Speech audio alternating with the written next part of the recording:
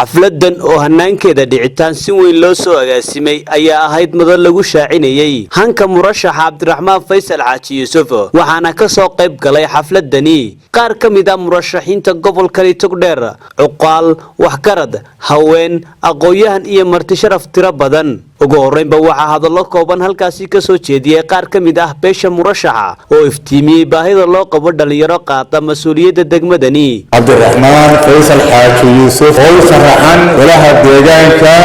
gobolka Togdheer anaguna aan ku taageersanahay oo nahay walaashiisii baan ku shaacineynaa halkan waxaan ku shaacineynaa musharaxa da'da aqoonyahanka injineer Cabdiraxmaan Faysal Xaaji Yuusuf oo sharaxan golaha deegaanka gobolka Burco waa shaacin musharax golaha deegaanka degmada Burco waa soo dhaweynaa sidoo kale isaga loo soo dhaweynaa musharax Cabdiraxmaan Faysal Xaaji Yuusuf injineerka aad iyo aad baan u soo dhaweynaa sida raggii ugu horeeyay sheegay wuxuu ka mid yahay musharaxiinta u sharaxan beesha u sharaxan ayuu ka mid yahay shaacintiisa aad iyo aad baan u soo dhaweynaa halka waxa ku yiri kuwii midka ay tahdiidayada bawas ku gurayaan isagu go'aansaday aqoontii iyo waxbarashadii oo qaatay ilaahayna ku guuleeyay inuu dadkiisa ugu shaqeeyo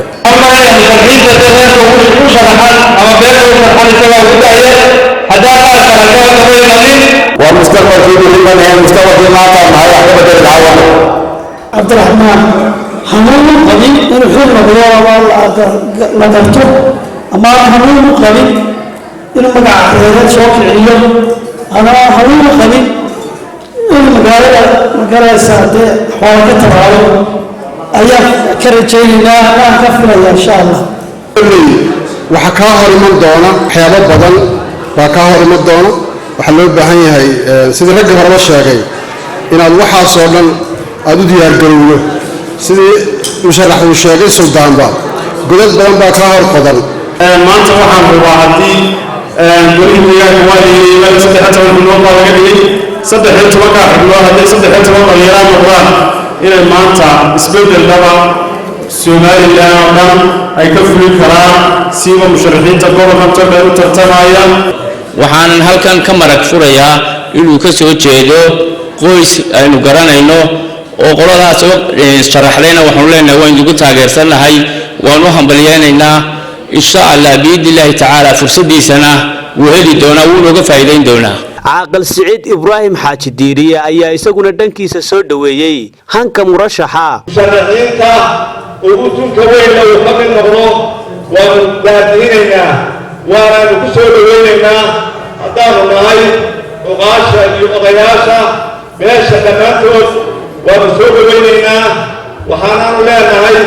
إلهي سبحانه وتعالى لا يخير لا نهي ugu dambayn murashax Cabdiraxmaan Faysal Xaaji Yuusuf oo soo gunaanaday xafladaasi ayaa sheegay waxyaabaha u qorsheysan hadii uu ku guuleysto jagada golaha deegaanka ee degmadani Burco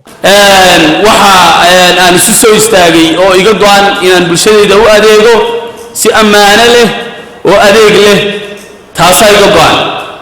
sida aad ku aragtaan halku dhiga aan ku soo qortay boorkayga oo ah higsi fog iyo horumar waxaan higsanaynaa Burco horumarta Burco qurux badan Burco isbedesha magaaladeena bilic leh iyo horumar aynu ku talaabsano kaasoo ah waxaan in badan sugeynay waxaan wax ka qaban doonaa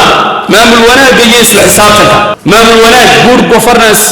and transparent oo ah daahfurnaan iyo accountability oo ah isla xisaabtan waxaan diyaar u nahay hadii aan ku soo baxo xubnaha golaha deegaanka ee degmada Burco oo la filayo in doorashooyinkoodu qabsoomaan inaan u taaganahay maamul wanaag isla xisaabtan iyo daahfurnaan waxa iga go'an hadii aan ku soo baxo xubnaha golaha deegaanka inaan la dagaalano musuqmaasuqa iyo maamul xumada baahsan ee ku habsatay dawladnimadeena iyo golayaasha kala duwan ee dalkeenna waxaa qorshahayga ku jira oo iyaduna laga maarmaan ah oo aan uga arko inay tahay ta ugu muhiimsan institutionka laga shaqaynayo ee ah dowladda hoose in horta waxqabadka koowaad laga bilaabo oo la tayeeyo shaqaalaha iyo shaqada dowladda hoose marka waxa qorshaha igu jirta tayeynta shaqaalaha iyo tayeynta shaqaalaha dowladda hoose iyo shaqaalaha dowladda hoose ayaan le Cabdullaahi Jaamac warbaahinta SBC magaalada Burco.